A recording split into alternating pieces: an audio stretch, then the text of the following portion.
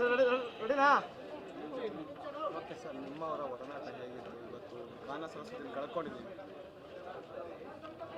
ಅಮ್ಮ ಬಂದು ಚಿತ್ರರಂಗಕ್ಕೆ 60 ವರ್ಷ ಆಯಿತು ಅಂತಾರೆ. ನಾನು 59 ವರ್ಷ ಆಯಿತು. ಚಿತ್ರರಂಗಕ್ಕೆ 6 ತಿಂಗಳ ಮುಂಚೆ ಬಂದವರು ಅವರು. ಪ್ರಪಂಚಕ್ಕೆ 4 ವರ್ಷ ಮುಂಚೆ ಬಂದವರು ಅವರು. ತಾಯಿ, ಆ ತಾಯಿ ಭಾವನೆ, ಆ ತಾಯಿ ಹೃದಯ ಜಾನಕಮ್ಮನ ಹೇಗಿತ್ತು. ಹಾಡುಗಳು ಹಾಡಿದ್ರು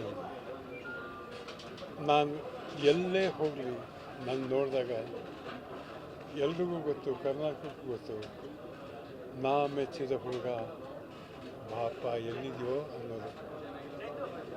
ಅವರ ಹಾಡಿನ ಪ್ರೋಗ್ರಾಮಲ್ಲಿ ನಾವು ಎಲ್ಲರೂ ಕೂತಿದ್ದಾಗ ಆಕಾಶ ದೀಪವು ನೀನು ಕಂದ ಬಾಪ ಅನ್ನೋದು.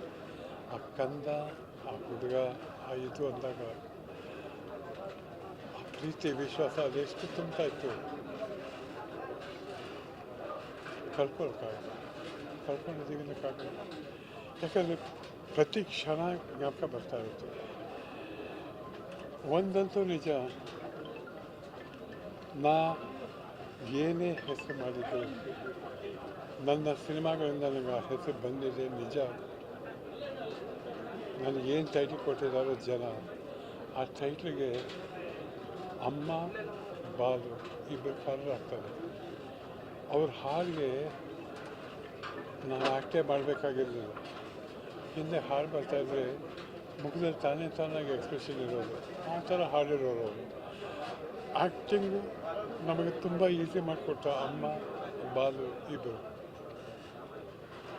ಎಷ್ಟು ಯಾವ ಹಾಡು ದುಃಖದ, ಸಂತೋಷದ, ರೊಮ್ಯಾಂಟಿಕ್ಕ ಯಾವುದೇ ಆಗಲಿ ಅದಕ್ಕೆ ತಕ್ಕ ಹಾಗೆ ಹಾಡ್ತಾ ಇರೋರು.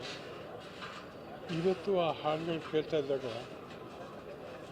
ಸತ್ಯವಾದನ್ನು ಮಾತು ಹೇಳ್ತೀನಿ. ನನ್ನ ಹಾಡು ನಾ ಕೇಳಿದಾಗ ನಾನು ಜ್ಞಾಪಕ ಬರೋಲ್ಲ.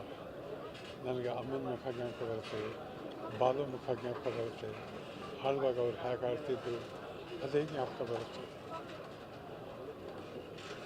ಅಮ್ಮ ಮೈಸೂರಿಗೆ ಬಂದಿದ್ದಾರೆ, ನೋಡಬೇಕಾಗುತ್ತಲ್ಲ ಕಂದ ಅಂತ ನಂಗೆ ಫೋನ್ ಮಾಡಿದಾಗ ಆದಷ್ಟು ಬೇಗ ಬರ್ತೀನಮ್ಮ ಅಂತ ಹೇಳಿದೆ.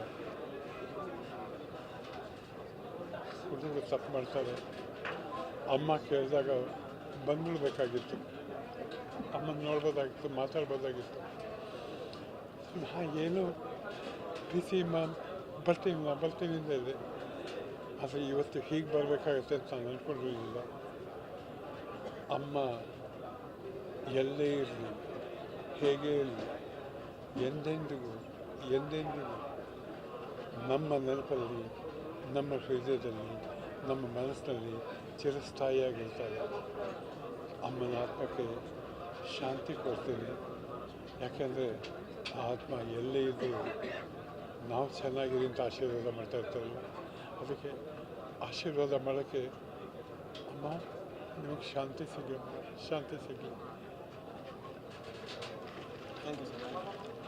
ಹೆಚ್ಚಿನ ವಿಡಿಯೋಗಳಿಗೆ ಪ್ರತಿಧ್ವನಿ ಯೂಟ್ಯೂಬ್ ಚಾನೆಲ್ ಸಬ್ಸ್ಕ್ರೈಬ್ ಮಾಡಿ, ಬೆಲ್ ಐಕಾನ್ ಕ್ಲಿಕ್ ಮಾಡಿ.